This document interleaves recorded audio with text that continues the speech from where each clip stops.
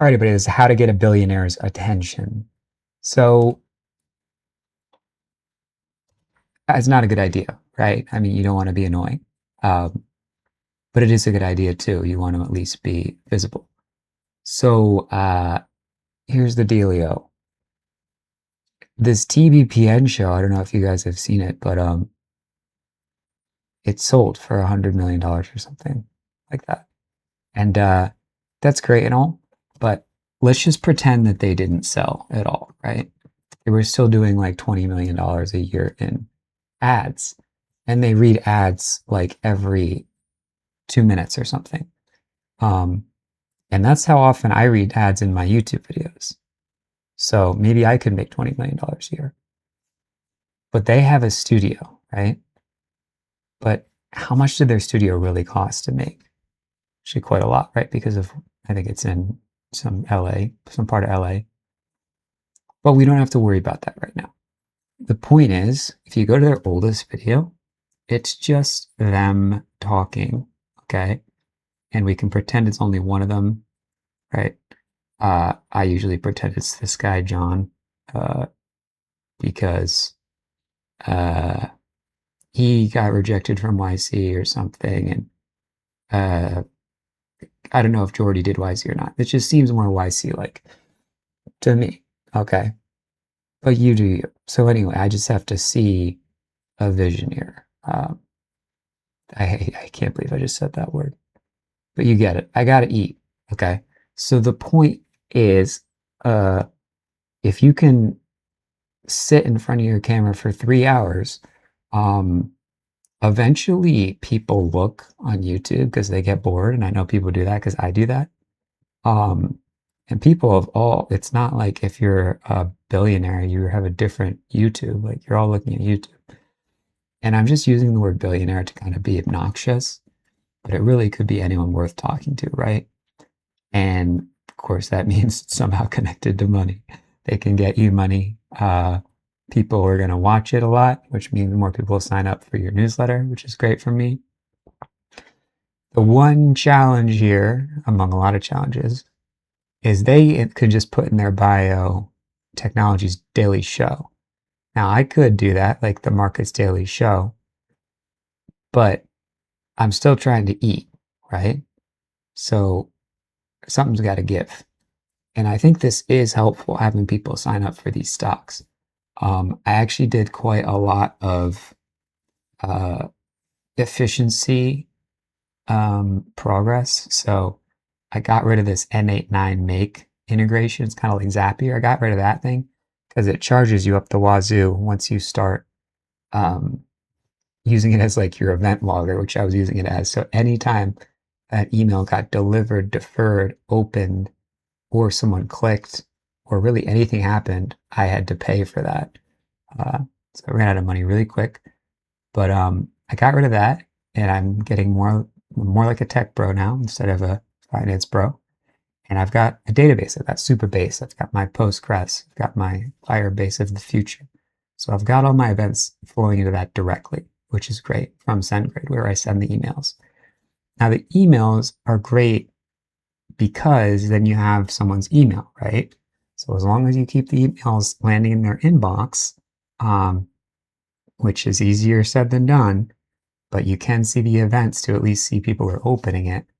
And you can see that the number of non-open reports, I don't even want to say the word, not so good events is below 0.1%, then you can stay in that inbox. And SMSs, I do have SMS on this form. Some people are submitting it. I haven't gotten paid through after offers. Actually, I might have gotten paid. Some people did submit with it. I don't exactly know how that part works. But this is a real turnoff for people who might want to do an interview, right? But I mean, getting asked to do an interview is something. Now, this is kind of an aggressive, obnoxious approach, right? But you don't have much to lose. You become, kind of a mosquito on the you're on the radar at least, even though they might only see this and be like, oh, this is some guy. To some of them, I'm like I'm a nobody, right? There's someone with a name, and I tag them, which is annoying. And maybe they'll watch this, maybe they won't. TBPN has like you do a little summary on top, so people just read faster than they watch, right?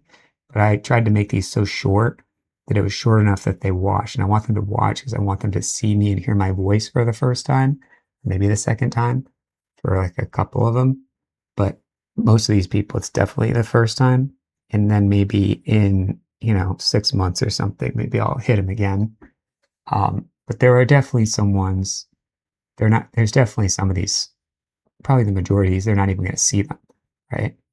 But there have been some that have liked comments, like Joe Lonsdale's liked my comment. Uh, he didn't know it was me probably, but as these things start to, uh, he liked my comment, he replied, right? He interviewed someone who's important. I'm not gonna say their name, but it's kind of like in the same realm of people that get interviewed on TBPN. So it's all in the same realm. And so if you just keep sort of sticking your neck out there, uh, without, you know, besmirching or bespeeching, or you say what I'm saying things that you really don't want to say, you can be a little bit obnoxious, and at least it's worth someone's 30 seconds. Like they probably watched something else that was 45 seconds today that was not as didn't alter their brain chemistry in the same way. It's always nice to have your brain chemistry altered, if only for 45 seconds, right? So this was the catalyst, right? These guys were going on vacation. Um, so, you know, you kind of get this rush of like, this is important. It obviously doesn't matter at all. Like John probably saw this, but very few people really care uh, about some rando saying they're going to do something. But if I keep staring at this screen for 3 hours a day, I do it anyway. I might as well be yelling at the screen, talking to the screen. And X has this clip thing. They did their live studio recently. So it's actually really easy. You can just click and trim. It's actually easier. It's better than the YouTube editor, which has been doing its thing for 10 years or something. The YouTube editor has always been bad. Maybe because they expect people who actually care will, use their own editing software.